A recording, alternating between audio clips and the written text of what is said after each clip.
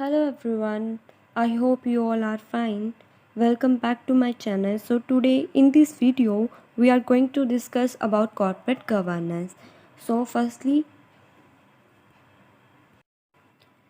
Corporate का सबसे पहले हम जानेंगे कॉर्पोरेट गवर्नेंस क्या होता है। कॉर्पोरेट का मीनिंग होता है बिग कंपनीज और गवर्नेंस का मीनिंग होता है कंट्रोल करना। सो कॉर्पोरेट गवर्नेंस का मीनिंग क्या होता है, बिग कंपनीज को कंट्रोल करना। Corporate governance is the system of rules, practices and processes by which a company is directed and controlled. Corporate governance essentially involves balancing the interest of companies' many stakeholders such as shareholders, management, customers, suppliers, financiers, government and the community. Corporate governance एक set of rules practices and processes है जिसके under company जो है directed and controlled होती है। हर एक firm में, organisation में कुछ रूल्स एंड रेगुलेशंस बनाए जाते हैं एंड हर एक पर्सन को वो रूल्स एंड रेगुलेशंस फॉलो करने होते हैं। हम रूल्स एंड रेगुलेशंस क्यों बनाते हैं? हम रूल्स एंड रेगुलेशंस बनाते हैं to balancing the interest of companies many stakeholders. ठीक है, कंपनी के जो हमारे स्टेक होल्डर्स हैं उनका इंटरेस्ट को बैलेंस करने के लिए हम जो है कॉर्पोरेट गवर्नेंस बनाते हैं। That means rules and regulations बनाते हैं। अब स्टेक होल्डर्स क्या होता है? स्टेक होल्डर्स होते हैं जिनका कंपनी में इंटरेस्ट होता है और जो कंपनी के साथ जुड़े हुए होते हैं। लाइक शेयर होल्डर्स, इनका क्या इंटरेस्ट है? डिविडेंड इंटरेस्ट रिसीव करना। कस्टमर्स, क्वालिटी प्रोडक्ट्स इनको वो कर देना। ठीक है, सप्लायर्स, तो ये सारे क्या कंपनी के साथ जुड़े हुए होते हैं और इनका इंटरेस्ट होता है कंपनी में। सो इन सब को बैलेंस करने के लिए जो rules and regulation, practices, processes बनाए जाते हैं उन्हें हम कॉर्पोरेट गवर्नेंस में स्टडी करते हैं। आई होप आपको ये कॉर्पोरेट गवर्नेंस क्लियर होगा। तो अब हम करेंगे next 4 pillars of corporate governance. Corporate governance के 4 पिलर्स हैं या फिर गुड कॉर्पोरेट गवर्नेंस के क्या प्रिंसिपल्स है, इस तरह से भी आपको क्वेश्चन आ सकता है। सबसे पहले है अकाउंटेबिलिटी, फेयरनेस, ट्रांसपेरेंसी, इंडिपेंडेंस। तो ये 4 फैक्टर्स हैं जो 4 पिलर्स ऑफ कॉर्पोरेट गवर्नेंस है। हम स्टेप बाय स्टेप इनको डिस्कस करेंगे। सबसे पहले हम करेंगे अकाउंटेबिलिटी। अकाउंटेबिलिटी में क्या है? Organisation should recognise that they have legal, contractual, social and market driven obligation to non shareholder stakeholder including employees, investors, creditors, suppliers and customers. Organisation को अपने शेयर होल्डर, स्टेक होल्डर को अपनी company के बारे में हर एक चीज़ बतानी है और जो भी चीज़ बतानी है वो ट्रू होनी चाहिए और फुल डिस्क्लोज़र होना चाहिए उस चीज़ का, because they are accountable for it. अगर कल को कोई भी गलती होती है तो शेयर होल्डर तो ये बोलेगा कि हमें तो पता ही नहीं है ये बात, तो फुल डिस्क्लोज़र करना चाहिए।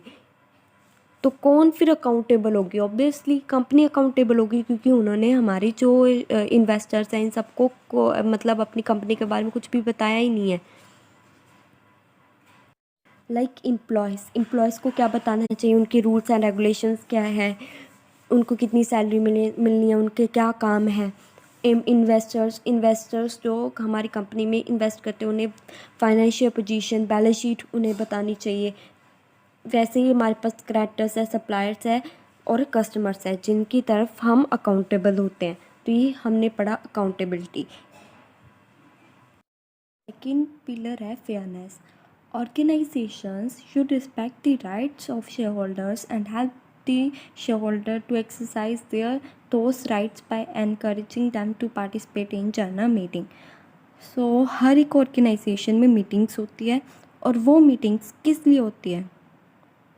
सो डैट कि हम कंपनी में होने वाले इम्पॉर्टेंट एजेंडास या फिर रूल्स एंड फंक्शन डिस्कस कर सकें। तो जो हमारे शेयर होल्डर्स होते हैं उनको राइट मिलने चाहिए कि वो अपना वोट रख सकें, वोट दे सके और अपना ओपिनियन रख सके उस जनरल मीटिंग में रिलेटेड टू कोई भी बिजनेस से रिलेटेड है या कोई अदर अपना ओपिनियन देना चाहते हैं तो वो भी रख सकते हैं। तो उनको ये जो है राइट देने चाहिए इससे related. The company undertakes to protect shareholders' right and ensure equal treatment of shareholders. The board of directors shall give all shareholders the opportunity to obtain effective redress for violations of their rights. Company को जो उनके share holders हैं उनको rights देने चाहिए और उनको equal treatment देना चाहिए। ये नहीं है कि किसी एक शेयर होल्डर को हम ज़्यादा डिविडेंड दे रहे हैं और दूसरे शेयर होल्डर को कम डिविडेंड दे रहे हैं, तो ऐसा नहीं होना चाहिए। सबको इक्वल ही ट्रीट करना चाहिए। और जो बोर्ड ऑफ डायरेक्टर्स है उनको राइट्स देने चाहिए शेयर होल्डर्स को। अगर उनके जो राइट्स है शेयर होल्डर्स के राइट्स है वो वायलेट हो रहे हैं, मतलब उनके राइट्स को जो है इम्पोर्टेंस नहीं दी जा रही है, तो वो जो है कंप्लेन कर सकते हैं, तो उनको ये सारे राइट्स देने चाहिए। Next is transparency. The company shall provide timely, accurate disclosure of information about all material facts relating to its activities, including its financial situation, social and environmental indicator, performance, ownership structure, and governance of the company, as well as free access to such information for all stakeholders. जितने भी company के material facts हैं related to its activities like financial situation में हमारे पास क्या आ जाएगा, financial situation में हमारे पास आ जाएगा कितने एसेट्स है कंपनी के, कितने लाइबिलिटीज़ है, social and environmental indicator, performance, कितनी ग्रोथ हुई है बिजनेस में और कितने लॉसेस हुए हैं।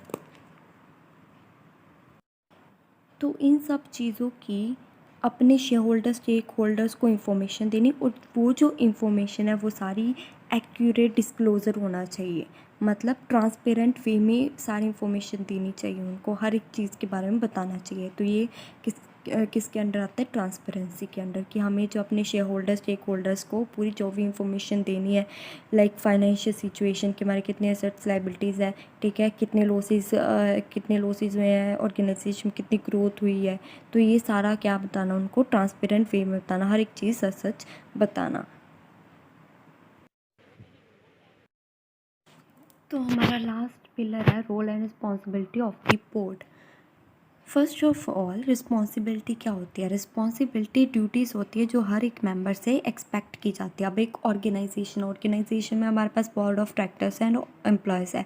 बोर्ड ऑफ डायरेक्टर्स जो है रिस्पॉन्सिबिलिटी देते हैं, that's means responsibility means duty देते हैं एम्प्लॉयज़ को, और एम्प्लॉयज़ जो है बोर्ड ऑफ डायरेक्टर को मना नहीं कर सकते कि हम ये ड्यूटी जो है नहीं करेंगे, उनको करनी ही पड़ेगी।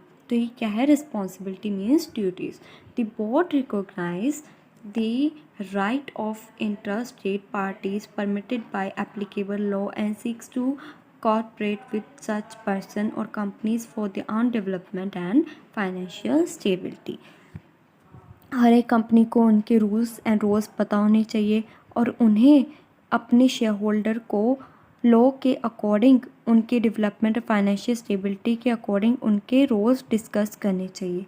मतलब हर एक बिजनेस को लॉ में ही रह के अपने जो रूल्स एंड रोल्स है वो फुलफ़िल करने चाहिए, पूरे करने चाहिए, किसके अंडर रह के, एप्लीकेबल लॉ के अंडर रह के। तभी उनको क्या मिलेगी, उनको डेवलपमेंट एंड फाइनेंशियल स्टेबिलिटी मिलेगी, जब वो लॉ में ही रह के अपना जो है रूल्स और ड्यूटीज़ जो है फुलफ़िल करेंगे। सेकंड, ये फर्स्ट कर लिया। सेकंड वन में क्या है, सेकंड वन में है the board needs relevant skill and understanding to review and challenge management performance. It also needs adequate size and appropriate levels of independence and commitment. Board को भी knowledge, board को भी skill, तो किसी को duties देने के लिए बोर्ड को भी क्या होनी चाहिए, किसी को भी ड्यूटीज़ या रिस्पॉन्सिबिलिटीज़ देने के लिए बोर्ड के पास भी स्किल एंड अंडरस्टैंडिंग होनी चाहिए, ताकि वो रिव्यू कर सके चैलेंजेस एंड मैनेजमेंट परफॉर्मेंस को, क्या कर सके, रिव्यू कर सके। ठीक है, तो बोर्ड के पास भी स्किल एंड अंडरस्टैंडिंग होनी चाहिए। It also needs adequate size and appropriate level of independence and commitment, जिससे क्या होगा, एम्प्लॉयज़ एंड बोर्ड के बीच में इंडिपेंडेंस एंड एक कमिटमेंट का रिलेशन बन जाएगा। तो ये तो ये तो ये आज हमने किए कॉर्पोरेट गवर्नेंस का मीनिंग एंड उसके पिलर्स। आई होप आपको वीडियो में सब कुछ समझ आया होगा। Please like share and subscribe to my channel. Thank you. तो हमारा लास्ट पिलर है role and responsibility of the board. First of all responsibility क्या होती है? रिस्पॉन्सिबिलिटी ड्यूटीज़ होती है जो हर एक मेंबर से एक्सपेक्ट की जाती है। अब एक ऑर्गेनाइजेशन में हमारे पास board of directors and employees है। बोर्ड ऑफ डायरेक्टर्स जो है रिस्पॉन्सिबिलिटी देते हैं, that's means responsibility means duty देते हैं एम्प्लॉयज़ को। और एम्प्लॉयज़ जो है बोर्ड ऑफ डायरेक्टर को मना नहीं कर सकते कि हम ये ड्यूटी जो है नहीं करेंगे, उनको करनी ही पड़ेगी। तो ये क्या है? Responsibility means duties. The board recognise the right of interstate parties permitted by applicable law and seeks to cooperate with such person or companies for their own development and financial stability। हर एक company को उनके rules and roles पता होने चाहिए और उन्हें अपने share holder को लॉ के अकॉर्डिंग उनके डेवलपमेंट और फाइनेंशियल स्टेबिलिटी के अकॉर्डिंग उनके रोल्स डिस्कस करने चाहिए। मतलब हर एक बिजनेस को लॉ में ही रह के अपने जो रूल्स एंड रेगुलेशंस हैं वो फुलफ़िल करने चाहिए, पूरे करने चाहिए। किसके अंडर रह के? एप्लीकेबल लॉ के अंडर रह के। तभी उनको क्या मिलेगी? उनको डेवलपमेंट एंड फाइनेंशियल स्टेबिलिटी मिलेगी, जब वो लॉ में ही रह के अपना जो है रूल्स और ड्यूटीज़ जो है फुलफ़िल करेंगे। सेकंड, ये फर्स्ट कर लिया। सेकंड वन में क्या है? सेकंड वन में है the board needs relevant skill and understanding to review and challenge management performance. It also needs adequate size and appropriate levels of independence and commitment. तो किसी को भी ड्यूटीज़ या रिस्पॉन्सिबिलिटीज़ देने के लिए बोर्ड के पास भी स्किल एंड अंडरस्टैंडिंग होनी चाहिए, ताकि वो रिव्यू कर सके, चैलेंजेस एंड मैनेजमेंट परफॉर्मेंस को क्या कर सके? रिव्यू कर सके। ठीक है, तो बोर्ड के पास भी स्किल एंड अंडरस्टैंडिंग होनी चाहिए। It also needs adequate size and appropriate level of independence and commitment, जिससे क्या होगा, एम्प्लॉयज़ एंड बोर्ड के बीच में इंडिपेंडेंस एंड एक कमिटमेंट का रिलेशन बन जाएगा। आज हमने किए कॉर्पोरेट गवर्नेंस का मीनिंग एंड उसके पिलर्स। आई होप आपको वीडियो में सब कुछ समझ आया होगा। Please like share and subscribe to my channel. Thank you.